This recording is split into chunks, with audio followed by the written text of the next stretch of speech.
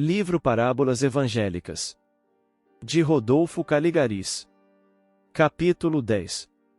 Parábola das bodas. Tendo ido ao templo de Jerusalém, onde foi arguido pelos príncipes dos sacerdotes e pelos fariseus, disse-lhes Jesus: O reino dos céus se assemelha a um rei que, querendo festejar as bodas de seu filho, despachou seus servos a chamar para o festim os que tinham sido convidados. Estes, porém, recusaram ir.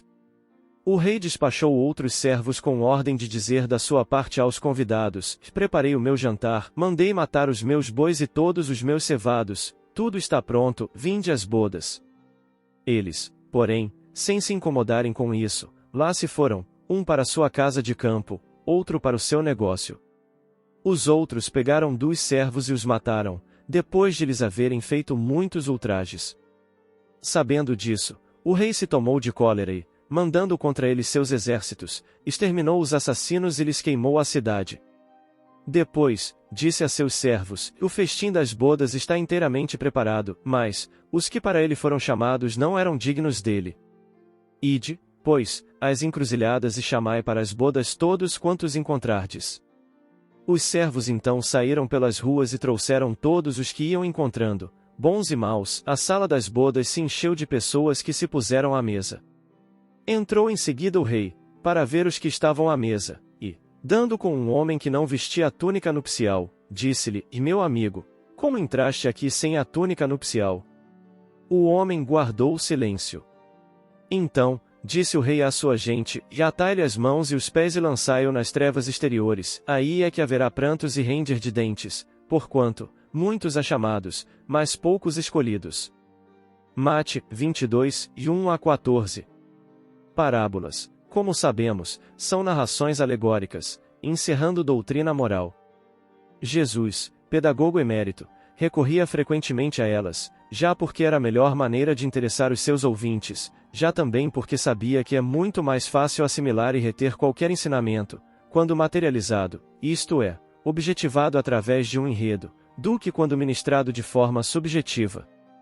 Na parábola em tela, o Rei é Deus, nosso Pai Celestial, e o festim de bodas, é claro, simboliza o reino dos céus, cujo advento coube a Cristo Jesus anunciar e preparar, pela pregação de seu Evangelho.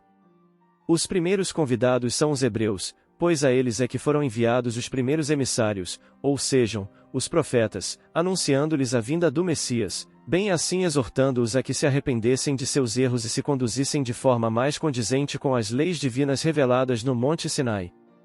Há palavras desses emissários, porém, não encontrou receptividade entre os hebreus, que lhes desprezaram as advertências e exortações.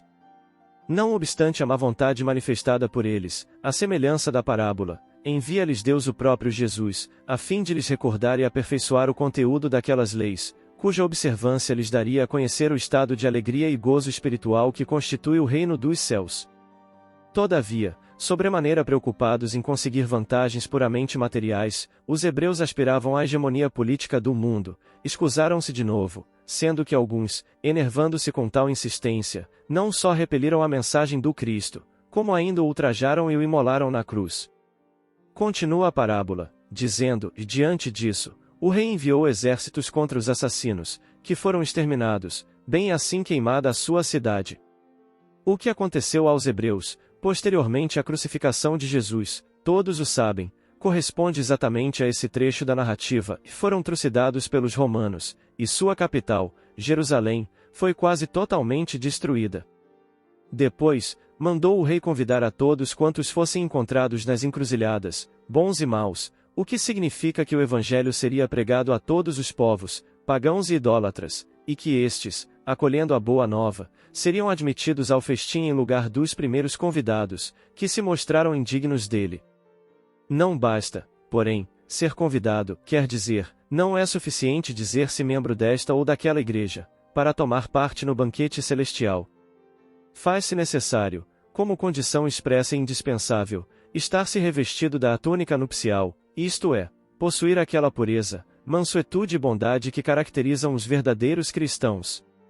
Os hipócritas, os que se comprazem na indecência, os belicosos, os que defraudam e sacrificam seus semelhantes, os que vivem exclusivamente para si, indiferentes às dores e às aflições do próximo, estes, embora convidados a participar das bodas, serão encontrados sem as vestes adequadas, pois, não poderão permanecer entre os demais, sendo lançados fora. Eis porque disse Jesus: chamados haverá muitos, poucos, no entanto, serão os escolhidos.